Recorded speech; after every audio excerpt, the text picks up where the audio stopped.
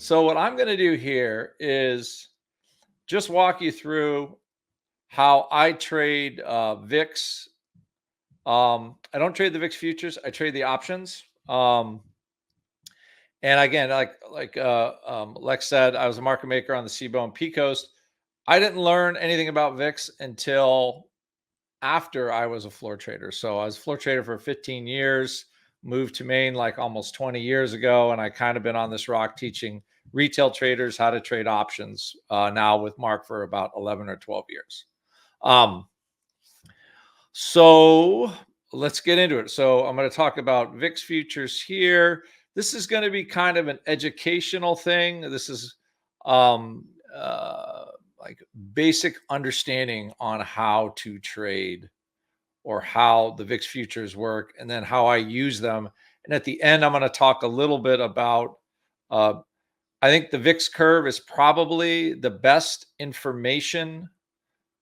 market information. And then I'm like, if I have like 5 minutes toward the end here, because I went on 11:20, now I'm looking at the time.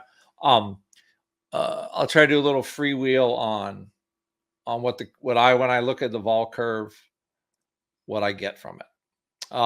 So one thing I think I try to teach my students at Option Pit is you take all the market information that you can, that is available to you. So the VIX futures curve gives a lot of information. I'm going to talk about contango and backwardation, those goofy terms, concept at Option Pit. And I think it's used around other like vol gravity, how the futures work, what you expect on how they trade.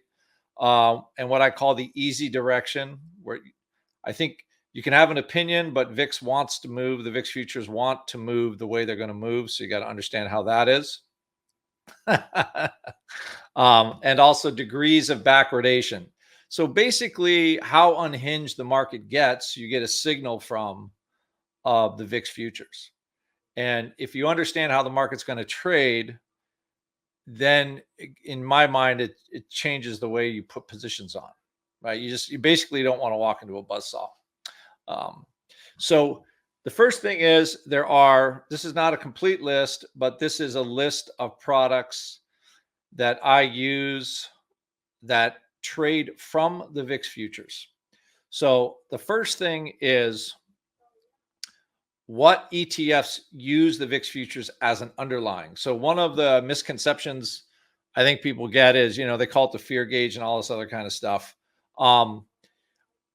Really, all the volatility products trade off of the futures because the futures in the makeup of the product. So VXX, UVXY, those are two long vol products.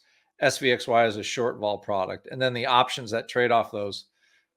The VIX future is the thing that moves those contracts. Now, VIX does move, and it does move the futures for sure. But in order to see how those contracts are going to move, you have to see what the VIX futures are doing.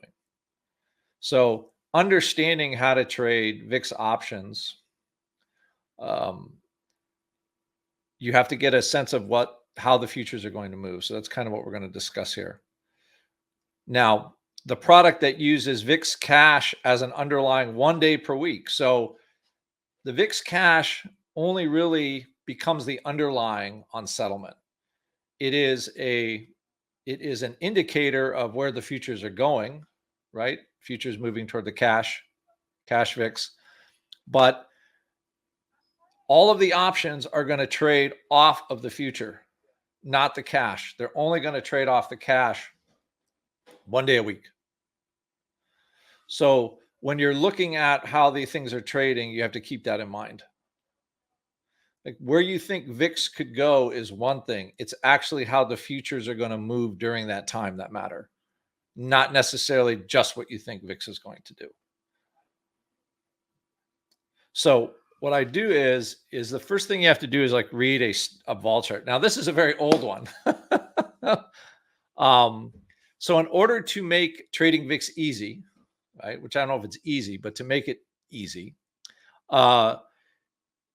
you have to understand first what the futures are and then what the VIX cash is. So this is VIXCentral.com. Anybody can go to this website. It has delayed data from the SIBO. It works perfectly fine if you just want to get, especially for this kind of analysis. So the key thing is the green line is VIX 978. So for all of you right now that have lived through higher vol, VIX has been much lower than this over the last 10 years. Like in 2017, we spent so much time in the 12 handle and below, it was crazy. So, but right now, what you can see is the VIX futures are stacked on top, right? In this period of time, all these VIX futures are higher. And what we call VIX future premium is the distance between whatever the VIX futures are and whatever the cash is. This whole curve here, these are all settlement dates for VIX futures. In this case, what I would say is they're sloping upward from left to right. Right? So the back month is higher than the front month. So what happens is over time, there's a gravitational pull for the VIX futures to go to cash. So when again, like a sample thing, when I was a floor trader, and maybe Lex remembers this, but you trade and you go home and the vols that you put in to the machines, like to our quotrons and stuff, boy, I'm dating myself. But anyway, you adjusted vols during the day. And then the next day, the vols were the same unless we changed them. So my general approach to trading VIX is it's going to stay where it is until there's a reason for it to move. So when I'm looking at putting on a position, can my position make money if VIX stays where it is? So again, that sounds like that's a topic maybe for discussion, but that's how I start a lot or most of my vol trades. Now, so again, the secret of trading VIX is making money from the cash to the future, or the future to the cash. So anything you do in VIX ultimately is going to be a function of how the futures are moving around. And they're going to move around a certain amount. So those futures are going to drift down to the cash number. Now, VIX can move up. They can move up into the, can move up into the futures, up and over the futures. But during the normal course of the day, VIX grinding down to the cash price is pretty normal. Like it's going to decay just like an option is going to decay. Now, when volatility goes up, options stop decaying, right? It's the same thing with VIX. The futures stop going down, stop decaying down as soon as VIX cash starts going up. So understanding that basic dynamic is going to help you trade VIX. Because if you're focused just on what the cash is doing, you're going to miss out on all of the products and all of the options and everything else that are connected to the future. So you have to start to understand the dynamic between the futures and the cash, and that's what we're going to do. We're going to start to make sense of it, right? So right, it's kind of like, making sense of how the VIX cash is, right? You think about it like SPX is a cash trade. So again, VIX is a cash index and SPX is a cash index. Now, the problem is if you want to trade, like if you want to sell options in SPX, right, to sell volatility, right, the credit spreads and iron condors and all that and butterflies and stuff like that, the problem is path dependency. And path dependency is just like, okay, the market moves too much. So it's not that your iron condor, let's say, wasn't priced right. It's just SPX decided to go straight up for 2 weeks and blew through the top of your iron condor. You were right on the volatility going down, but your trade lost money because SPX moved basically out of your risk tent. So if you want to trade VIX or volatility as a direction, that's why people like VIX. So you can say, I think SPX volatility is too high. In the old days, right, when I was a trader, we would sell all the options around VIX, all the out-of-money calls, puts, whatever, wait for the vol to collapse. Now you can just buy a put, let's say in VIX, and ride the volatility down and not be so stuck with the path dependency in SPX. That's another reason why I like trading the product. Because you don't have as much management to do. It's not easy, right, to trade VIX, I should say, even though this is really an easy VIX presentation. But you don't have sort of the same path dependency issues that you do with SPX if you want to sell vol, right? You could just buy puts in VIX and, right, watch the futures drop and make your money on the puts. Again, if you want to learn more about trading iron condors and flies and all that advanced stuff, you can go to Option Pit. We teach our students how to do that all the time. So your VIX trade is a direction in volatility futures. All right. Now, the idea here is SPX is going to do what it's going to do, but the volatility in the SPX is mostly going to be anti-correlated. So SPX goes up and volatility VIX should go down most of the time. So, or if SPX goes down, VIX should be going up most of the time. So you have generally, right, you could call it like a non-correlated asset, right? Meaning SPX is going to go up or down and the VIX, right, should move a little differently, right? And move generally the opposite. So sometimes, right, when the market is doing all kinds of crazy stuff, like the fact that VIX is going up and rising in value is one of the few assets, like gold isn't, bonds aren't, whatever, but VIX actually, you get some performance out of it. And then, and you can recall like in 2020, when VIX went to 100 because of COVID, like the vol products, like a UVXY, all those products, had their moment in the sun, right, where they went flying higher. So trading it is learning how to trade sort of a non-correlated thing, non-correlated asset. So what is normal? So normal is a contango curve. Now, this funky looking equation, right, is the forward volatility equation. And all this equation means is when implied vol is lower in the front in a slow market and higher in the back, it's going to produce higher forward volatilities. And if you have higher forward volatilities, the VIX futures curve is just a forward volatility curve. So all those futures are going to be higher in the future, the lower volatility is in the short term.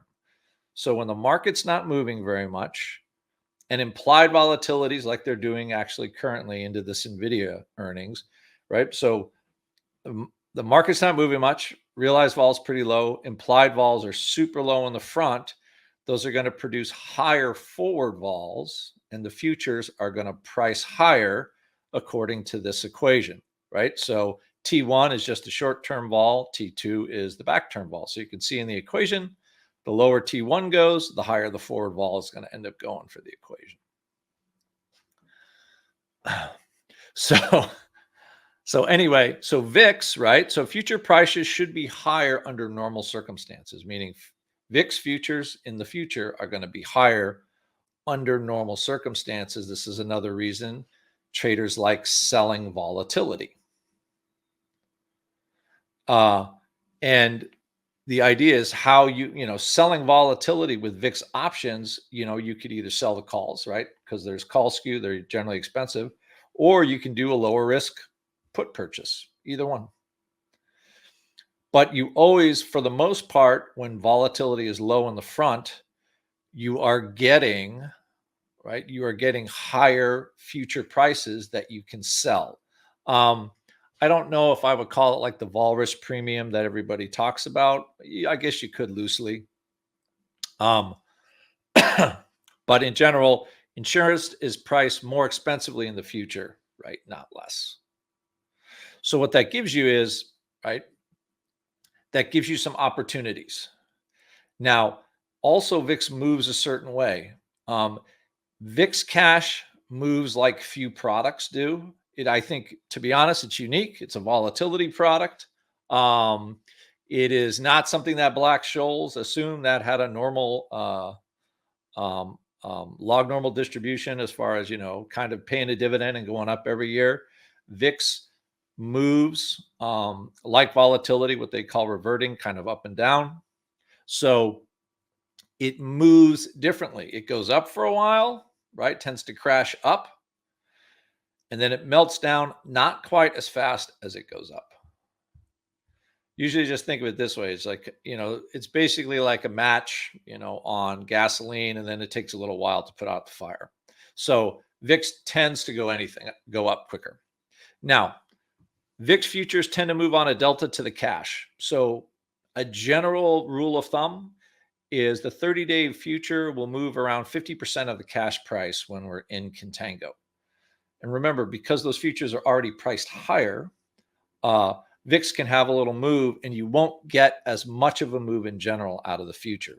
So when you see people saying, oh, VIX has moved a ton, VIX has moved a ton, but you're not getting huge immediate performance out of your trade. Let's say you bought some calls.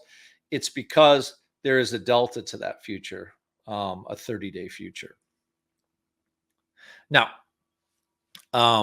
these are general notes. Again, we teach this in some of our courses at Option Pit, probably now in Trading Desk and Weekly Profit Cycles and in Pro, stuff like that.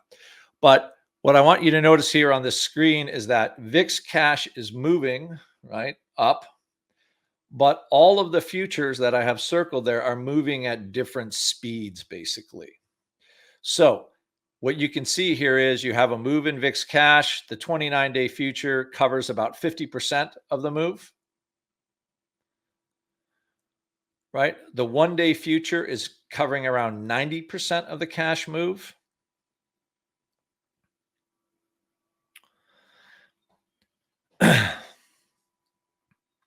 And then again, the difference between the 1 day and the 30-day is about 10% per week. So basically, if a 1-day future is moving around 90%, an 8-day future around 80, then 70, then 60, then 50. So you think of it basically, 30 days out, you have a 50% move, 3 weeks in around 60. So what it does is the futures move kind of, this is roughly, not exactly, but roughly on that ratio. When you have a couple of days to go, the future is, like I said, will move around 90%. With 30 days to go, the future is only going to move around 50%. So if you're trading it, you have to have an idea of how much your underlying is going to move if VIX moves. Again, these are approximate, okay? They're rarely exactly this, but in Contango, right, generally like this. And remember, Contango is just that upward sloping curve from left to right. So how I trade or create VIX trades is I think of it two ways. You have a shock trade or an erosion trade. A shock trade is basically when I think VIX is going to fly. Okay, so I think the cash is going to jump higher, or I think the cash is going to ride lower, sharply.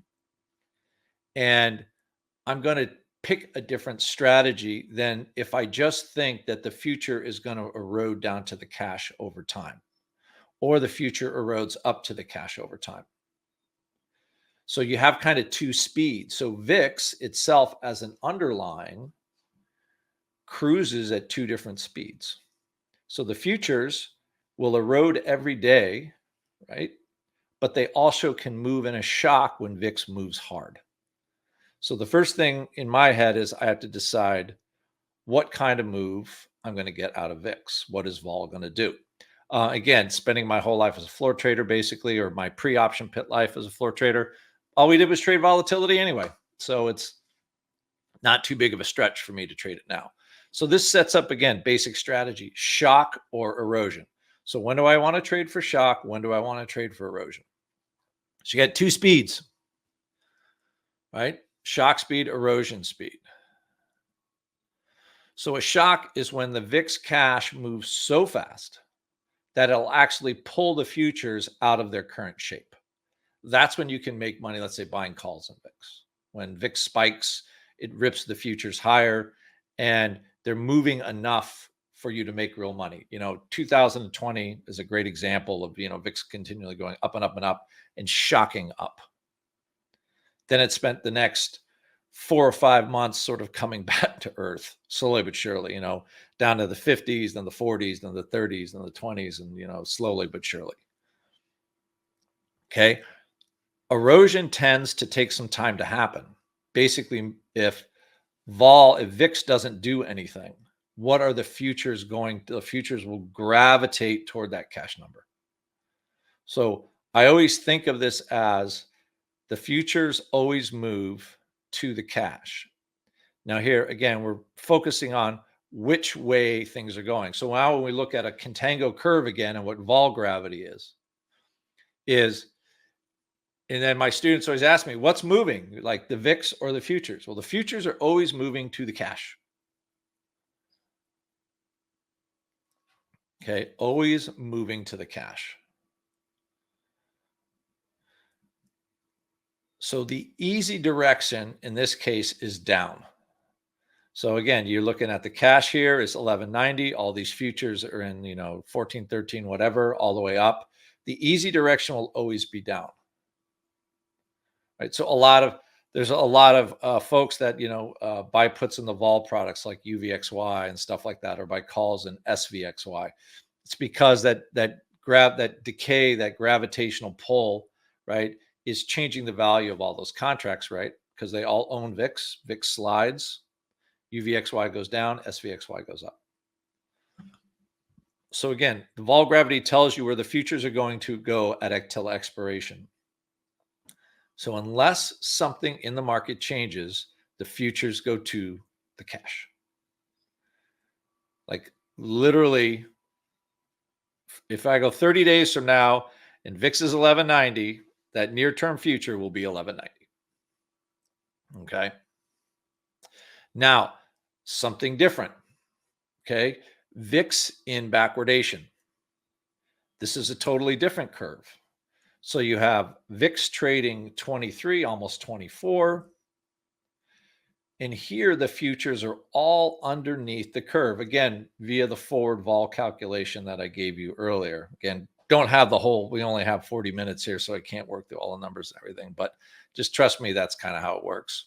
So what's going on is every day that goes by, as long as VIX stays at a 23.57, all of these futures are now going to rise up to the cash. So again, changes how I strategize, right? What is the way, right? What is the way volatility is going to go, right? The futures are going to keep moving up to the cash. Now you're saying, Andrew, what if VIX doesn't stay at 23.57? Well, it can't. So, but I changed the structure of my trade slightly because I know day after day, as long as the conditions are the same, whatever made VIX go up there, until that changes, right? Until that thing changes, VIX will not come back down again. Now, it might change tomorrow, but in the short term, the gravitational pull is upward. So, call spreads, call butterflies, stuff like that, right? Remember, the underlying price is very low relative to where the cash is. So instead of me paying $24 for an underlying, if I'm buying calls, I'm only paying $21.87 if I'm trading an option with 60 days to expiration. I'm only paying $22.27, or like almost $2 below cash. So calls trade low. So if you stay in any kind of a vol event, right, the futures start moving up toward the cash, it makes calls relatively inexpensive. So this is kind of one of the odd things about VIX. When you're in backwardation, calls and call spreads, call butterflies, things like that trade cheaper because the underlying is so low. When you're in contango, it's the opposite. Your underlying price is relatively high because the VIX future is so far above the cash. And then all the puts tend to trade inexpensively. So you work your trade, right, depending on sort of where the easy direction is going. At least that's what I teach my students. It tends to work pretty well. So most successful, again, my opinion, successful VIX trading is based on vol gravity. So you can be one of those traders that says, okay, VIX is 12. It ain't going to stay here, and I'm going to buy calls and sell puts. I'll do a risk reversal, until vol goes up again. And that could work. Okay. That could totally work. The problem is, we could stay at a 12 for a while. We might, right? Vol might not get off the mat, and then your risk reversals basically gets smoked. You don't make any money on them. It doesn't, right? So you could trade VIX cash like that for sure, and you're trading the futures, but the gravity part is not going to go away. So when you're in Contango, remember, if you're buying calls, you're always spending more money on those calls. Right? Doesn't mean they can't make money, but you are starting paying more money from the get-go. All right, I only got a couple more minutes left, I think, according to my calculations.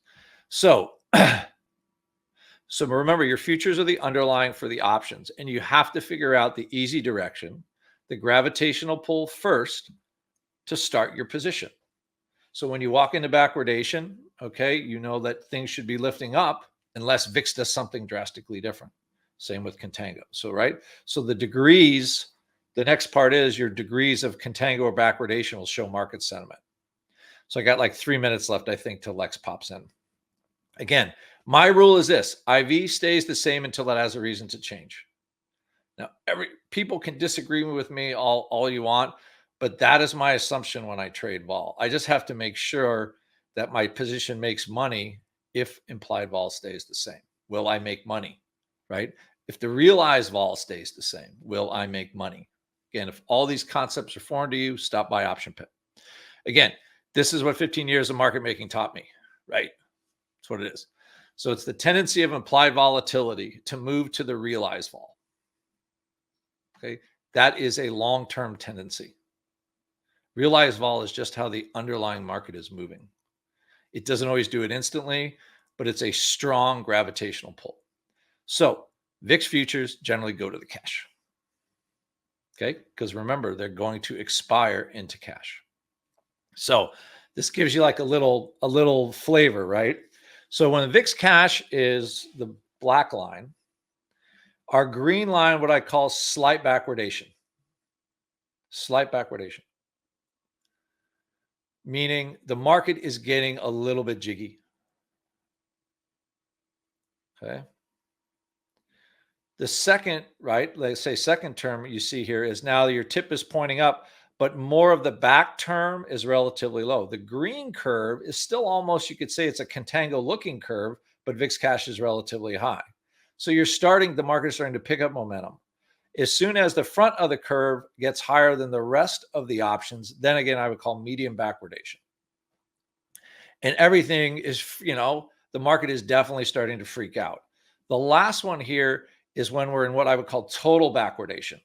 Total backwardation, meaning VIX cash and every term behind it, VIX cash is the highest, and then every short-term future is above every long-term future.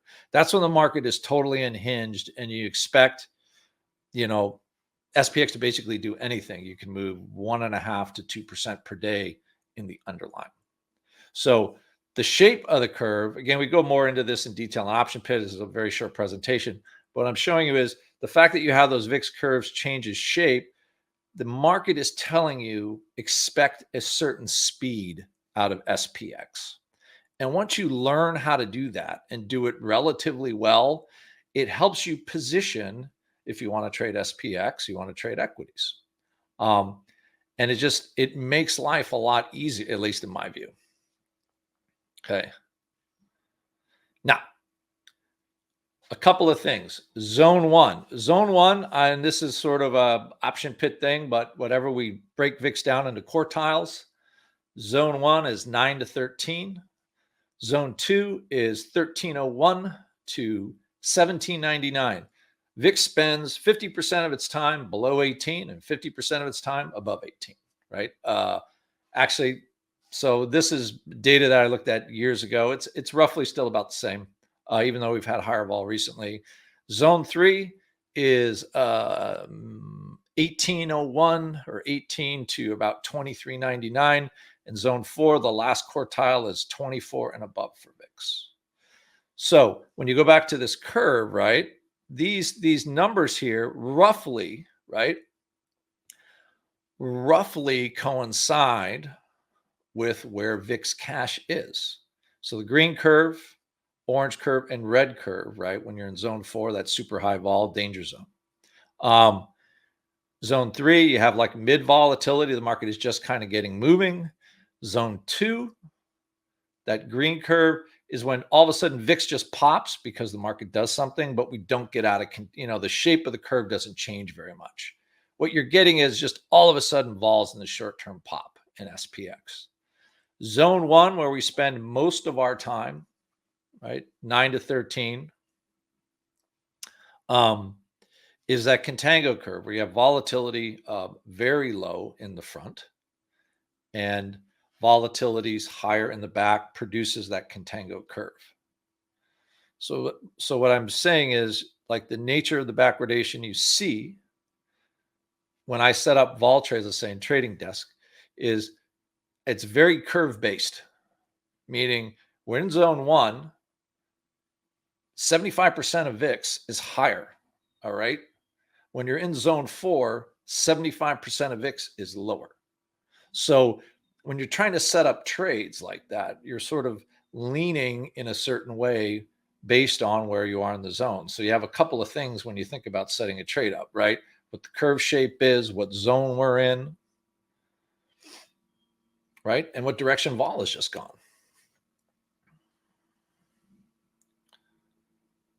Now, so what I do is, like, if you want to trade VIX options, again, this is how I trade them.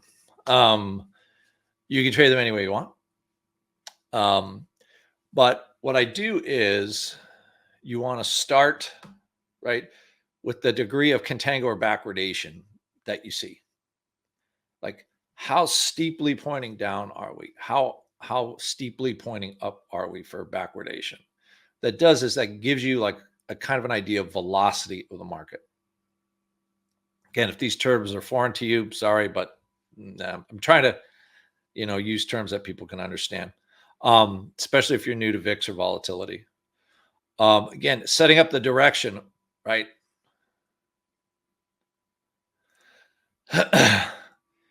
The next thing is pricing the easy direction. Is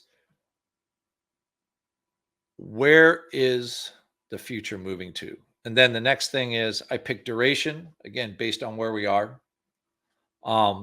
creating the right position for the term, and then estimating the risk and payout of whatever trade that we see. Like, does it look like a good enough trade? And ultimately, when you go through, right, your process, right, this is my process for trading VIX. What that does is it helps me put on a particular type of trade. And I think, yep. And then we're at the end, right? So I guess Lex will be coming in here in a minute or two. So what I want to just point out is just, okay, if you have a live curve today, what are you doing with the live curve today? Let's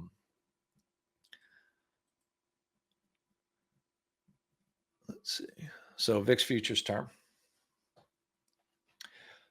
So when I look at this curve, so you're like, you see this funky kink here, first off, right? That is just the election. The market is pricing election madness, and it's not going away for right now. So I look at that as kind of an outlier. Another thing too is I don't like trading a lot of VIX over 60 days. The reason why is the futures at such a high premium to the cash, when you're going farther out, they don't move very much. So one thing you'll notice is all the volatilities of VIX options, the farther you go out in time, is actually less. It actually works opposite than regular equities and index options do.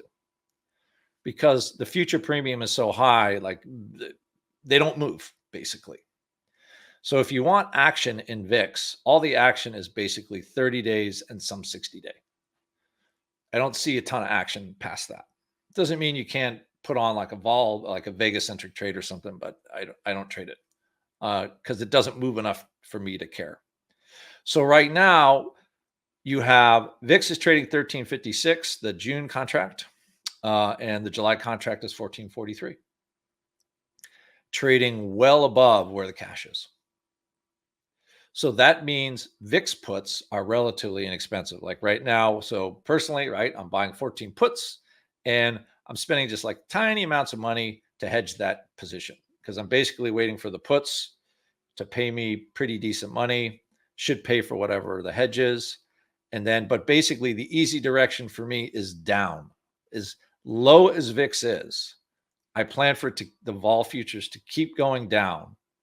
And then I hedge for what I don't expect to happen. Meaning that we have some event, like maybe the NVIDIA earnings are terrible. Who knows? And we drop to 5,000. I don't know. It could happen. Right. But I generally hedge for what I don't, what I don't expect, but I'm going to trade for what I do expect and what I see in front of me. So when I'm looking at vol futures where they're currently priced, I see them slowly moving down to the cash. So I'm going to set all my positions up, or most of them anyway, right? Short vol by buying puts. And then I see what happens. I basically turn it on and let the music play.